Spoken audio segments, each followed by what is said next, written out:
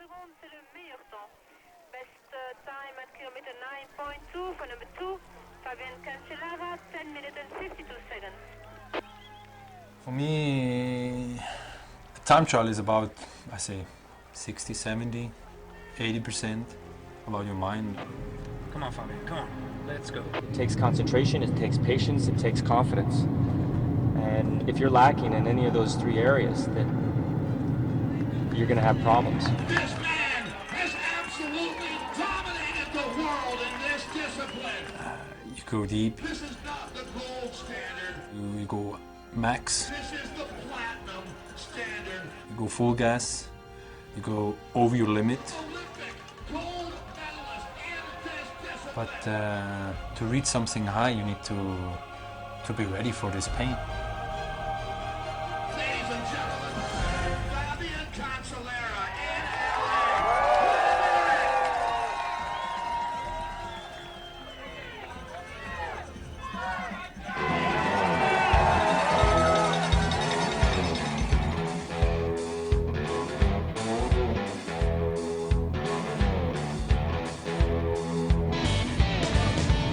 They call it the race of truth because it's basically against yourself and you can't lie to yourself. If you don't hurry in a time trial, because you're not going fast, that's for sure. You have to suffer so much that you have done everything what you could for this 1 hour effort or half an hour effort or how long this effort is actually. Come on, let's pass this guy. Come on, let's pass him now. Come on, go after. Keep it up, keep it up. That's good. There's no secret in this, you know. If you want to win, you have to go faster than everybody else.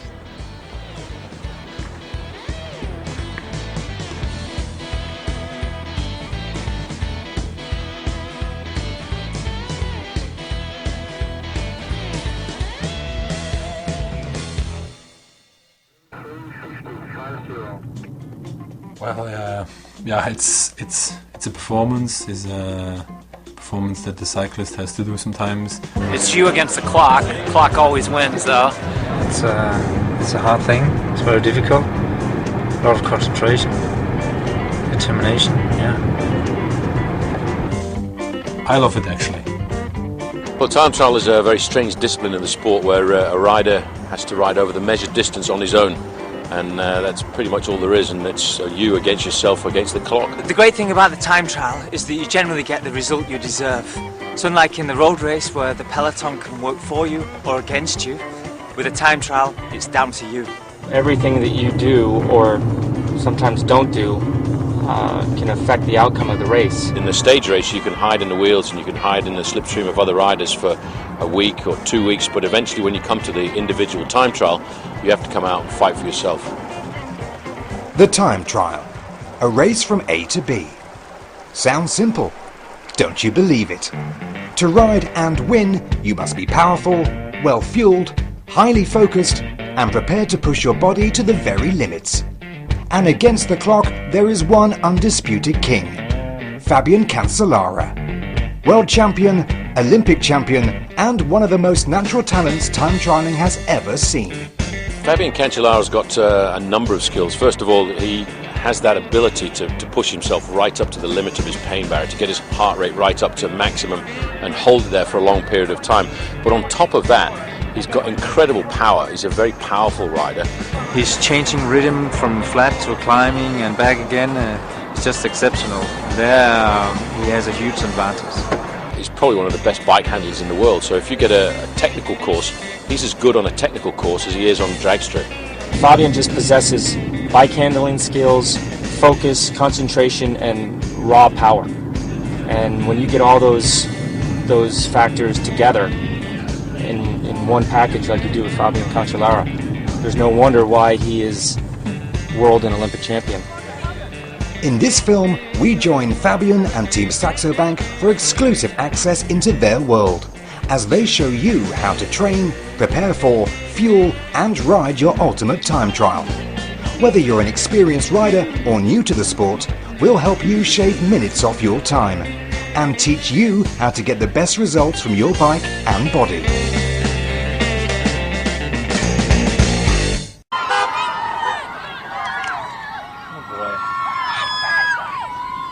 Whether your time trial takes place in the middle of a stage race or you are preparing for a single-day event, there is a lot that you can do to make yourself go faster. Preparation and race day focus is definitely important. You can be as focused as you want to be or as focused as you can, but if you didn't do the preparation, you'll be lost. The basic rule of training is to be specific.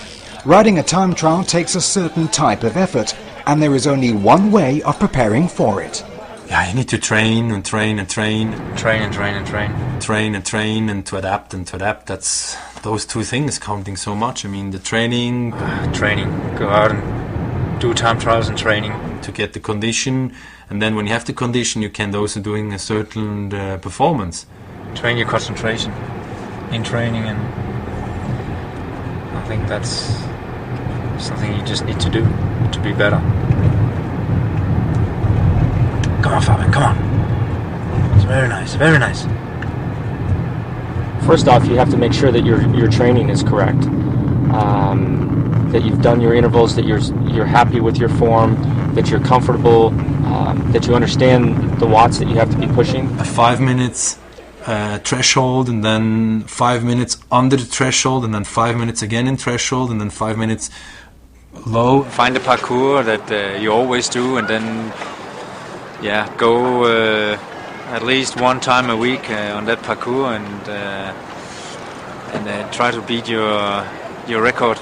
I do sometimes many hours behind the scooter with the time trial bike, and you do sometimes you see, okay, I'm done 2 hours and you did 90 kilometers. So, the best riders in the world train specifically for their event. But for now, let's assume that you are fit and healthy. There are a whole host of other things you can do to make yourself go faster. And they start with the bike.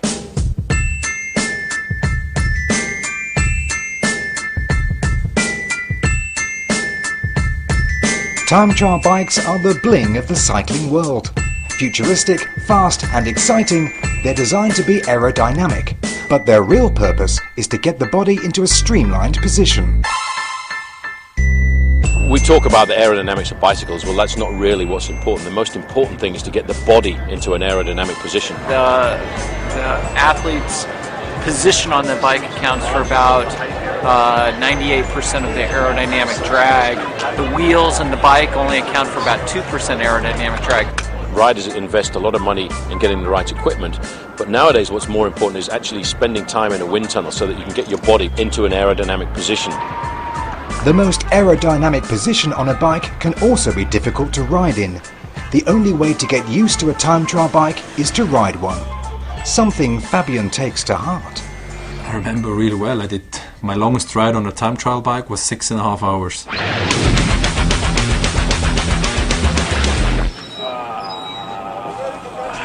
And but then the day after, okay, you had pain and the muscles was used differently because the position is different, but in a way it was helping me this, because it's not wrong to train long, but maybe the 6.5 hours once was a bit too much, but even you do 4 hours or 3 hours, that's not wrong.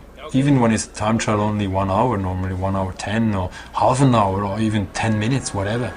The one thing all this time riding a time trial bike has taught us is that when searching for the ultimate position, aerodynamics are just part of the equation. The last few years I find out that it's not all about aerodynamic. Aerodynamic is really important, but as I'm a rider and my whole body is quite big, I have to find the level between aerodynamic and also comfortable position and breathing. The most aerodynamic position is like a ski racer, but you've got to still be able to retain the power. You can't sit so low that in the end you can't breathe. I mean, you need to breathe to give power and to push. I mean, otherwise you go nowhere. Kind of have a good balance between high power output and low drag you have against that.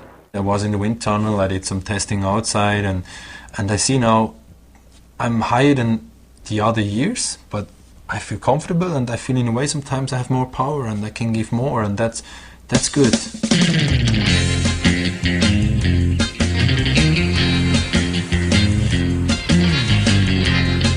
The next stage of preparation is to think about where you ride. Getting to know the course can save bags of time. You want to see the parkour, that's sometimes more important than the warm-up. You know, you have to go out and ride for an hour, hour and a half, preferably over the course. It's a flat, it's a hilly, it's up and down, it's a lot of rhythm changing. Every corner you can lose a lot of seconds, every climb you can lose a second, downhill you can win seconds. It's also safety reasons, because maybe there's some corners, or you've seen the roads, how they are, the asphalt. You have to make a little tactic.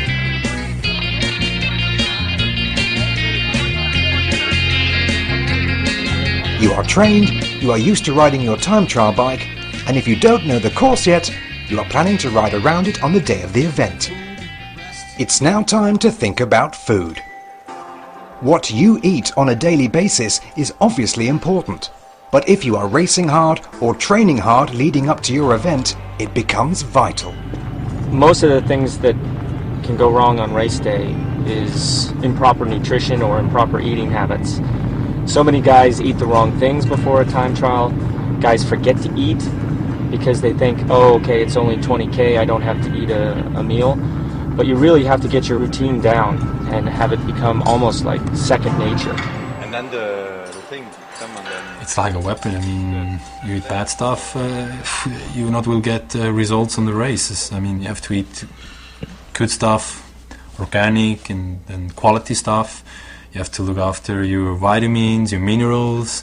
It's the same, you have a car and you fill bad stuff in. I mean, this car is going nowhere.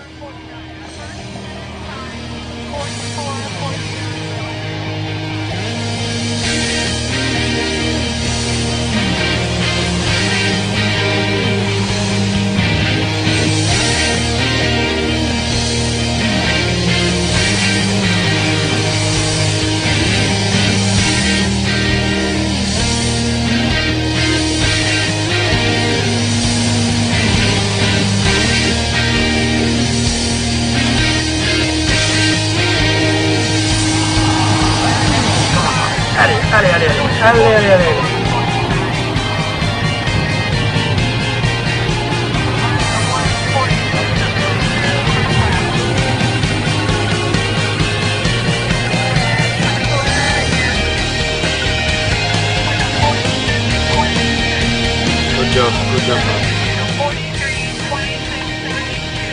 43.26.